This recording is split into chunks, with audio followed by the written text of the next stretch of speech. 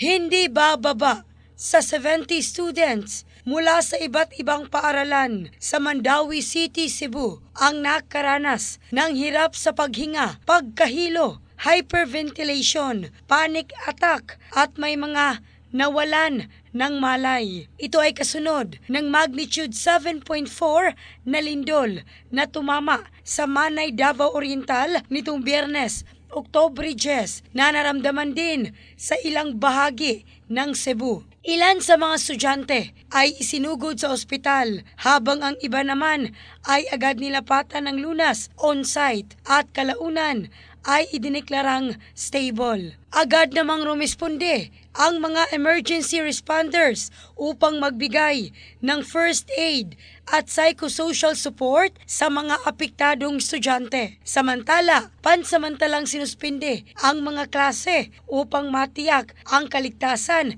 at kapakanan ng mga estudyante at kawani ng paaralan. In the heart of changing lives, ako sa Michelle Craste ng Brigada News, Philippines, The Music and News Authority.